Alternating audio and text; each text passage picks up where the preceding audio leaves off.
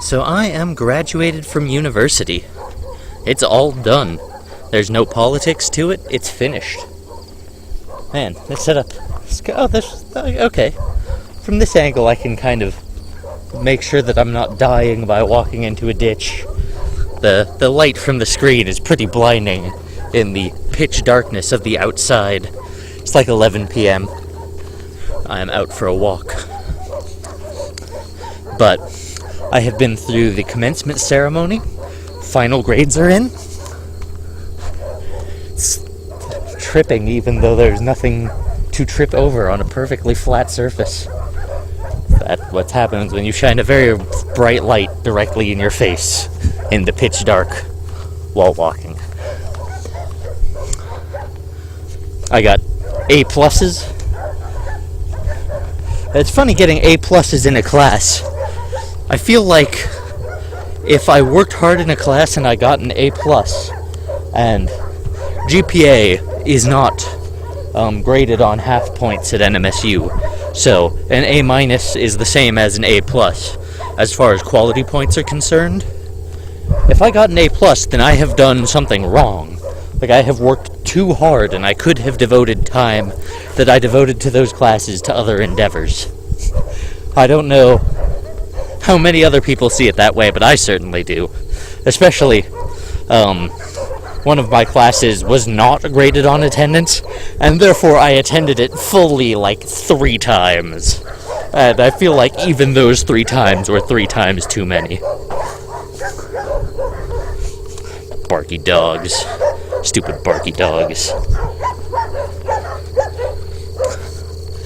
So, I have had a fair amount of nominally free time lately as a result of my job at Tata Consultancy Services in Cincinnati, Ohio. Does not start until June 17th. And I'm done with school. Was, say May 15th, most of that was done. Weirdly, shit kept coming up to make use of my time, such as the obvious, like, oh, you have to get an apartment in Cincinnati if you're gonna get a job there, which turned out to be a bit of a kerfuffle because I rented an apartment and I put a deposit down on it, and they were like, okay, it'll be available May 24th. We are square, you paid us, so we're good to go, just show up on May 24th. And then later, my apartment complex called me up and said, ooh, actually, that apartment that we promised you, we promised it to somebody else earlier, and there was just a mix-up. I was like, no.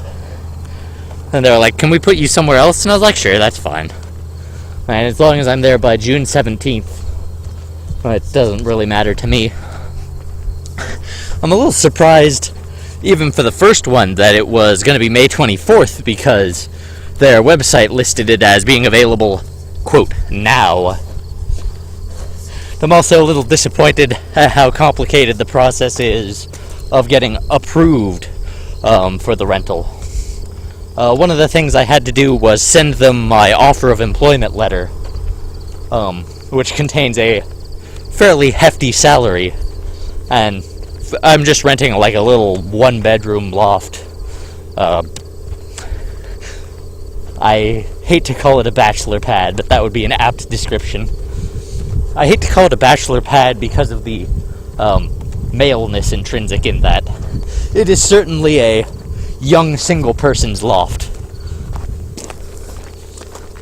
But in any case, it's quite inexpensive. And so somewhere between I'm making $60,000 a year and the rent is like $600 a month. They would figure that we don't really need to go through a whole complicated background check process in order to rent you this apartment. Oh, and also, we're requiring you to carry, not as a result of my failing any credit or anything, but just as a matter of policy, they require renters to carry $100,000 of liability and renter's insurance. And so even if I was, like, gonna burn the place down, that's not really a huge concern of theirs. They can kind of take that risk. I don't seem to be a deadbeat, and I don't seem to be a criminal, but they still wanted to verify my old college apartment that I got with some college buddies in freshman year. And there's a mix-up with the address of that, so it's like, yeah, phone tag and paperwork. Randomly, I got a flat tire on my car another day after that.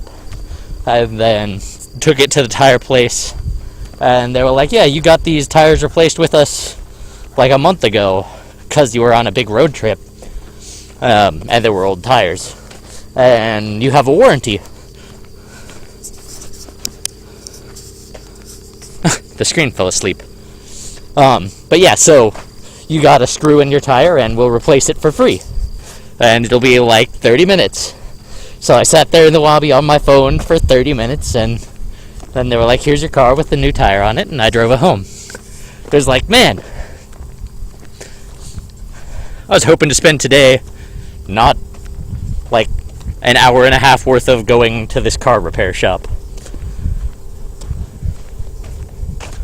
Anyway, I've had some free time, and only as of like today, and I've lost track of the date. Okay, it's May 26th.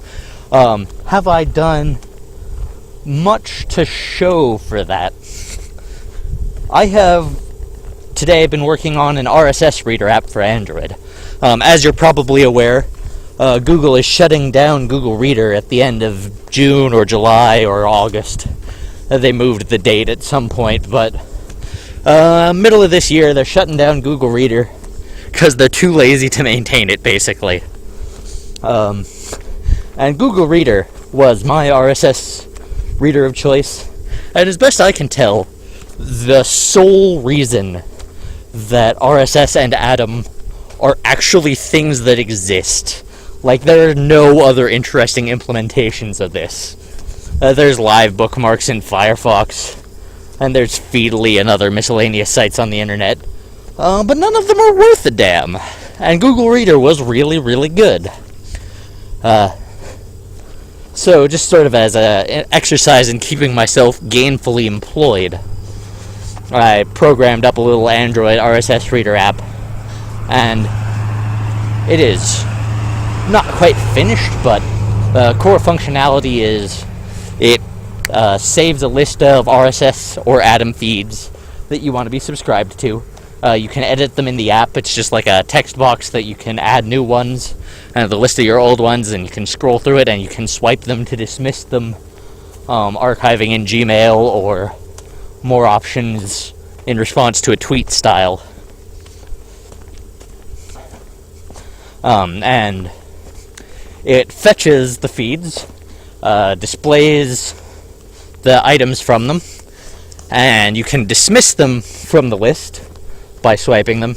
You can tap on them to view their summary. You can long press them to open their link in a browser. It sorts them by date, and it mixes multiple feeds together sorted by date. So, the next big thing that I need to implement in it is remembering what items are dismissed, so that if you open the application again, they remain gone. Boo.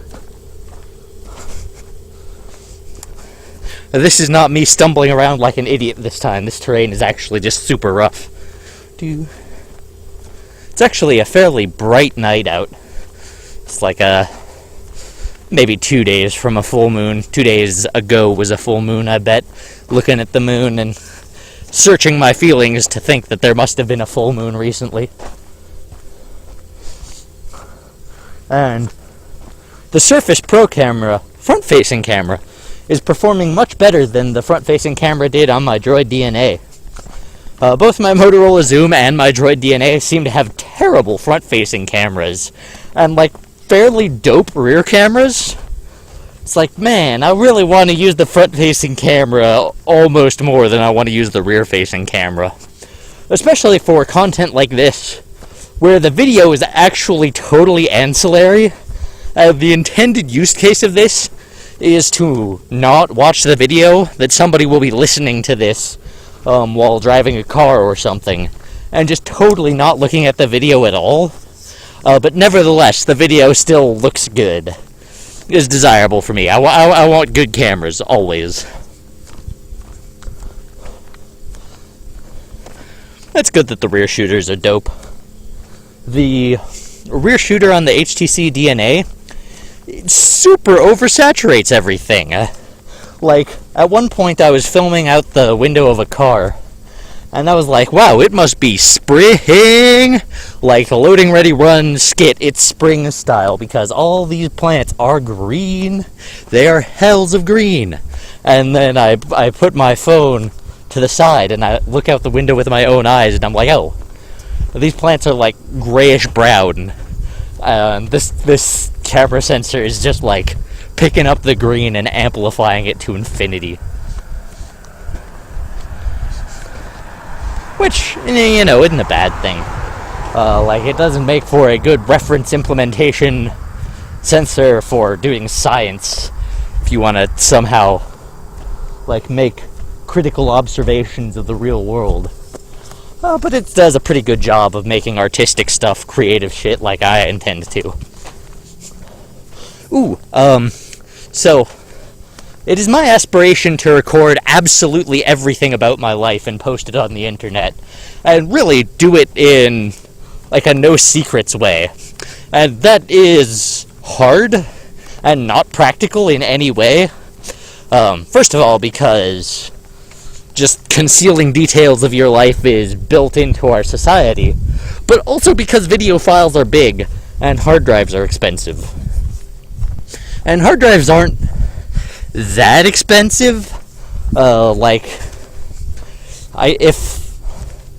I purchase a 4 terabyte drive, actually only recently, like as of 2 days ago, have 4 terabyte expansion drives. And for some reason lately the USB 3.0 external drives with enclosures have been cheaper than the bare 3.5-inch internal desktop hard drives. I'm not sure why, but the price per gigabyte, 4 terabyte drives just overtook 3 terabyte drives 2 days ago, and it was great. But if I was just buying the cheapest per gigabyte magnetic storage I could get, I would be doing like $150 every 2 weeks, every week to every 2 weeks, for continuous video from one camera. And like that's a good approximation of what I want to do. So $150 a week, call it $20 a day. $20 a day is about what you want there. That I can afford that outlay. But it's so hard to feel satisfied because hard drives fail. And so, like, I would kind of want these redundant. And okay, so that's like $40 a day, which is still doable. Bear in mind, with my income, I'm just kind of being a putz for being concerned about all of this. But okay, if you're doing this redundantly without a good software support, if you're just using USB 3.0 mass storage devices and you're duplicating the data yourself, that's a lot of manual work organizing all that. And so really, I should be writing some software system to facilitate this, but it's just all off in the weeds, and I don't know. The other aspect of this is that YouTube is ridiculous. They let you post an unlimited amount of content for free, and they store it redundantly, and you basically with 100% durability. And like, I should just be availing myself of that, but I feel guilty somehow, because I know that realistically, even at commodity prices, Google is paying a pretty good amount of money to provide that service. And if storage costs are one thing, bandwidth costs are way more. Forget about storage. Moving this shit over the internet once is basically equivalent to storing it for a year at commodity prices. Seems kind of crazy, but it's true. And Google makes their money back, or at least makes a lot of money off of advertisements. So they're just they're not just taking this huge loss on everything. But in order for me to feel good about my contribution to this community, I'd have to get a lot of views. Ooh. There was a tree stump in the middle of this ditch bank. And then sort of this weird self-esteem kerfluffle, like, how many views is enough? Will I ever feel satisfied? But anyways, I want to just do this all through my own infrastructure. I've kind of lost the thread of where I was going with that. Dodger Lee is an awesome YouTuber, and in part, I am excited about the content she makes because it's super droll. Like, it is not interesting. It is. There's a Pictures for Sad Children comic that contains a porn video named An Asian Lady Fries an Egg and asks you about your day. And I feel like the dexterity bonus videos are exactly that. Like, they're super lightweight. They're just like, okay, here's this person with this really good life who also doesn't do a lot of necessarily terribly substantial stuff. Like, she does video work, but she spends a lot of time at home, a lot more time than most people who work 9 to 5 do. And so she is keeping a meticulous record of this life that consists of going to restaurants and being at home and playing with her cat a lot. And it's like, I wish we could get this kind of content from somebody who has a lot of other people. Which is not to say that I don't think it's interesting from her, because I watch her videos and I think they're great, like, totally sincerely. Not ragging on her or anything at all. I think her videos are great, and I aspire to be like her. But it's almost the fact that nobody would want to watch these, and she makes them anyway, and then people watch them anyway, that I like. There was a whole fuss when Twitter was first becoming popular, and really even when MySpace was first becoming popular, where the whole direction of the social discourse was dominated by naysayers being like, nobody cares about sandwiches you had for lunch. Stop posting on social networks. And social networks are great. People love social networks. I love social networks, and so does everybody else. These naysayers were just stupid and wrong. And it is the fact that Dodger would just be moving forward with this endeavor, in spite of all of the objections that could be made. In spite of the fact that she is a woman on the internet, and there are creepers on every video dominating the comment section. And she's just like, I'm just gonna do this anyway, and that's inspiring. And I want more stuff like that to exist.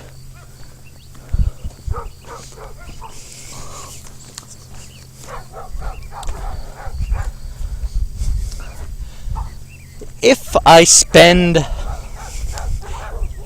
have aspired, for a lot of my schooling, not to have a day job, but I am currently employed for a day job, and it seems to be a pretty good one. Like, reading through at least the official documentation, the employee handbook and stuff, Tata seems to have a kind of cool corporate policy, and I'm sure that when I get there, I will be surrounded by some smart people, because it's a frickin' technology company, and you just have to be surrounded by smart people, because that's how that works. And I will enjoy that. And if I'm actually writing software, Like, I'm both great at that, and I love it. So, like, this might be a place that I stay for a long time, and that frees me up to have solely creative aspirations with my internet video dreams. So I don't have to make any money off them ever. And moreover, I can just sink enormous amounts of money into them constantly, expecting no return in any way. And I think that is fucking brilliant. So the most immediate consequence of this is that, like my Android RSS reader project, I can just post that, make it available under open source licenses, and maybe some people find some of the code useful, maybe nobody does. But I can just post it, and I don't have to think about anything. It's free, here you go.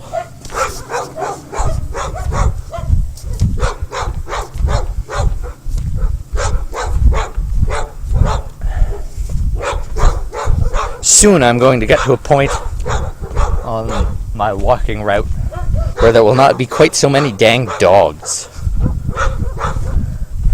I'm not anywhere near those dogs that are barking, but probably their barking is aggravated by my presence. And even if I wasn't talking loudly into a camera, it would be. I walked this route without recording myself many, many times. And there's always barking dogs. I feel guilty about maybe disturbing the sleep of the people who live near those dogs, or even the owners of the dogs, by aggravating them to barking, by walking quietly, like, on the far side of a road, and also their house is like 3 houses in. And it doesn't make any sense that I should feel guilty about that. Like, I don't have any realistic culpability in that. What should I do? Never leave my house? Maybe. Nevertheless, it's just like, well, there's this bad thing happening, and I have some degree of agency in it. And that's just the worst.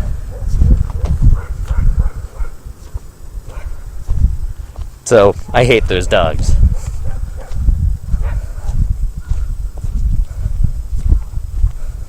Glad that I'm not a dog, because barking all the time like that seems like it would be a lot of work. Too lazy for that.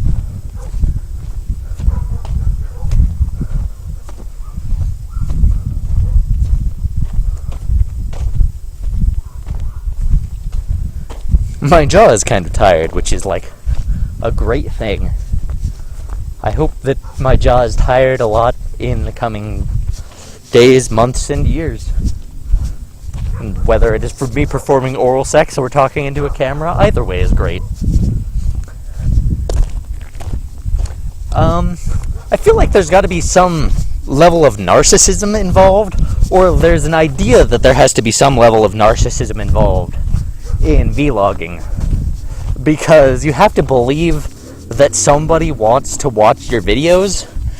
But I also feel, based on introspection, that there is no narcissism whatsoever involved in my aspirations to vlogging. Like, I don't believe for 1 second that anybody gives 2 shits what I have to say. But I also believe that Dodger has no reason whatsoever to believe that anybody gives 2 shits what she has to say. And I do. I give 2 shits what she has to say. And that's also true of John and Hank Green, and everybody else who has ever made anything. Like, there is a webcomic that I follow called The Chappelle Chronicles, which is this... It's a comic wherein only the main character is ever rendered on panel, and it's about this... I don't know how old she is. She must be like a middle school girl. And she likes dresses, and there's no conflict in it. Like, if you've ever taken a storytelling 101 class, they will tell you that conflict is the soul of narrative. You can't tell a story without conflict. And there's some interesting truth about that. Like, I don't feel it is put correctly when you say it that way, when you say that you can't tell a story without conflict, and that is, mind you, precisely how it was put to me in all of my public school storytelling educational experiences. But there is interest in conflict, and there's no overarching progression to the Chappelle Chronicles. It is not super well drawn. Like, actually, it's okay. But there's way better webcomics on the internet, and if I were drawing it, I would not feel good about myself as a consequence of my weird chemical brain being full of self-hate. But I kind of like it. Like, there's nothing going for it. It's got nothing. It is this little slice of life Ozymandias type affair. If Ozymandias had super low production values, and it's great, and I love it.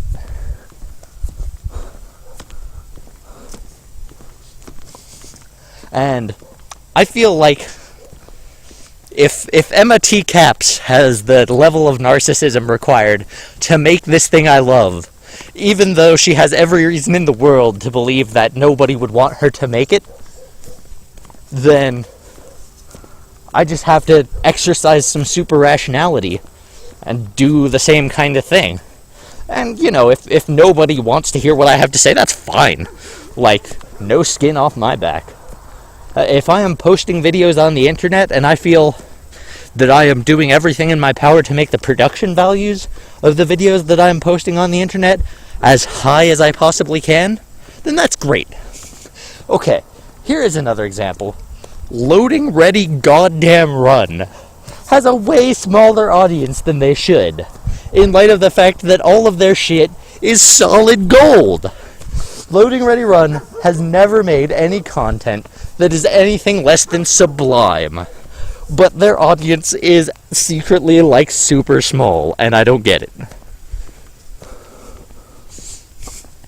But they recently posted their 500th weekly video, and I just want to have sex with Graham Stark and the rest of the crew. Just, they're all so cool, and I want to be like them.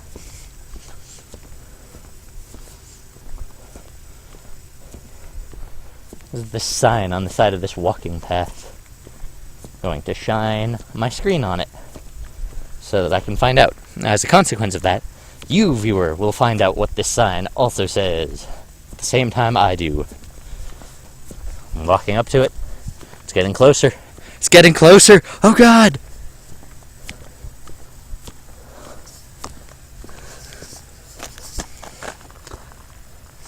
That's the back of the sign. That's the front of the sign. So it says day multi-use path only. Does that mean that I shouldn't be using it at night? I don't know. Breaking the law, breaking the law. Breaking the law, breaking the law. Whoop, whoop. Whoop, whoop, whoop. Spatial reasoning based on inverted things.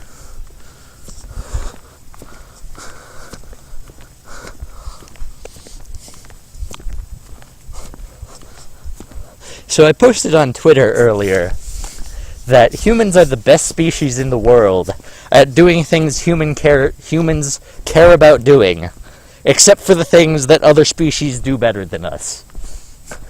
And one such thing was spatial reasoning, because monkeys that swing from branches and move between trees in the air have the capacity to excel on these tests that psychologists do, where there's a screen and icons appear at certain spots, maybe like numbers, and then they just flash on the screen and then flash away, and the monkey has to tap them in order and get a prize if the monkey does it right. And monkeys are really good at doing this, apparently. They can have the image on screen for just milliseconds and remember, like, sequences of 15 digits. And humans are not nearly as good. And theoretically, the FBio explanation for this is monkeys need to know where branches are.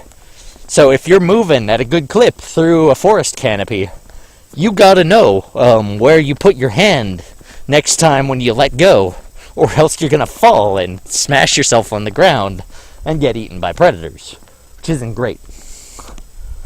And like, that is a skill that humans would benefit from in a lot of circumstances if we could just have visual memory that was really great, based on really brief stimuli. But our top speciesness, the notion that we are the best species on the planet, is not so good that we have genetically modified ourselves to achieve that yet. And we may well get there. And I certainly hope we do. Oh my goodness. Open Broadcaster software, come back. Open Broadcaster software is great, by the way. I wonder how long it has been, like, available. I only found out about it a couple weeks ago. I'm sure that it hasn't been around much longer than that. But it's really good. And it fills this need that existed in the software world. Oh, so along those lines, I feel like there are apparently not a lot of bored software developers sitting around, because there are so many gaps in the software world that are super easy to fill that nobody has filled yet. Things like Amazon S3 does not have an option to cut you off on the public serving of objects when you hit a certain price cap. Like, okay, I post a static website on S3, and then I know that it has super high availability, super fast performance, and that is great. But then some enemy of mine can just spin up like 1,000 S3 or 1,000 EC2 micro instances and just download my static files on loop. And suddenly I am paying a lot of money to Amazon for not actually serving real content, which I don't want to do. So if there was just a way, the particular aspect of this is that it's not necessarily that I'm spending $100 on this DDoS attack or $1,000. It is the notion that I could be spending like $100,000. Like, there's no guarantees here. This number can just get as big as you please. And I would just like some basic sanity check. The whole point of using S3 is that it's super high performance. So it can just serve your static files up as fast as anybody can request them. And so maybe somebody can download 100 gigabytes in a day. And I would just like to know that I'm not going to go bankrupt for hosting this static website. And that's not available. Another example of that is Google Reader being the only interesting newsfeed reader on the internet. Let's see.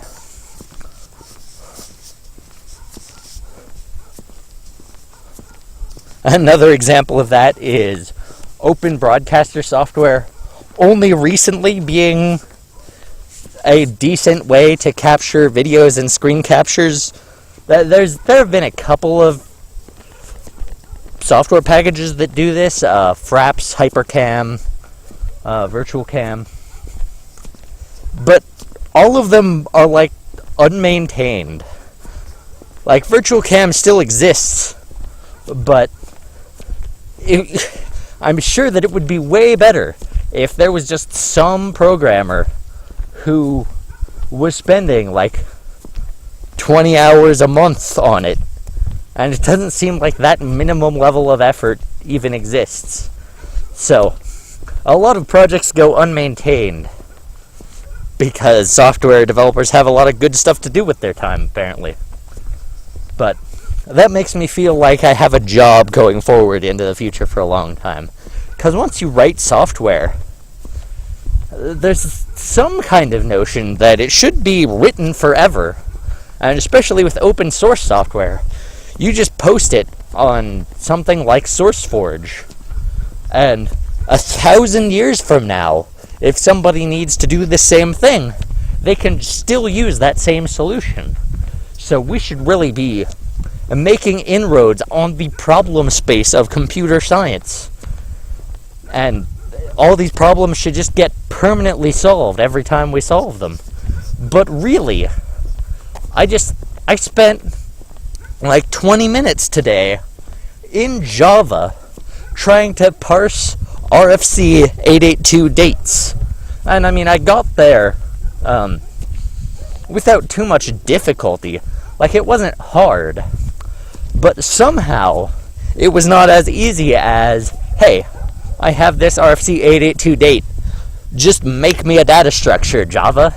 Like, this should be core language functionality. And no, I had to write like 20 lines. Of course, this comes with Java just being totally idiotic. Like, in PHP, if you want to read a text file into a string, there is a function called file_get_contents. And sure, this has limitations if you're going to read a large file, because you're just going to suck that all up into memory, and it's going to block. So if you're got to think about performance and stuff, that's interesting. But in Java, what you do is you make a file stream, and then you make a file stream reader, and then you make a buffered file stream reader, and then you iter over the buffered file stream reader's readLine method, and put those lines into a string builder, and then from the string builder you get a string.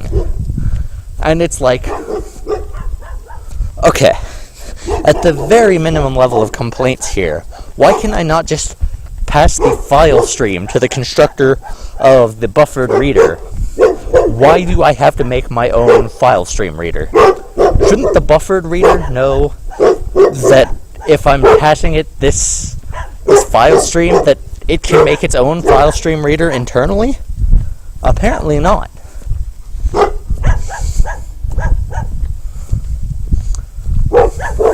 So some probably very smart person designed this language specification. And I don't think anybody can make the argument that they didn't do it very poorly. But it's like the dominant programming language for a lot of purposes today. I don't... Maybe if there were a lot more software engineers, we'd be faster on our feet. And we could just make a new programming language in 2013 and have it be widespread by 2014. But no, there's just all this legacy shit that just... we are super slow to react to. We do not turn on a dime, and I don't get it. I don't know why. Hey, I recorded for a long time. I am going to stop recording and continue listening to Armin van Buuren's A State of Trance 2013 that is on my headphones right now, that I've been listening to this whole time. It's pretty good. Okay, I'm not quite gonna stop recording yet. I don't listen to a lot of music. Like, I suspect that most people listen to a lot more music than I do, because basically 100% of the time I have language content in my ears. I'm listening to podcasts or vlogs or let's plays or like Twitch streamers playing Magic the Gathering. And I feel like there's a lot of semantic data, there's a lot of information in all the stuff that I listen to that is not necessarily inherent in music, and probably that's like some degree of snobbery on my part. Like, I don't appreciate the cognitive benefits other people get from listening to music, or even that I could get from listening to music more. But a result of this is that I try and multitask all the time. I try and listen to language content while doing language work, like programming. And as we know from psychology, multitasking is impossible, and everybody is bad at it.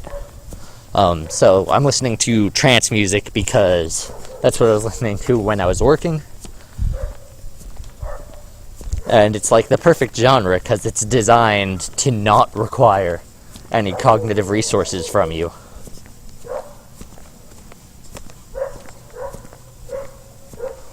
Goodbye.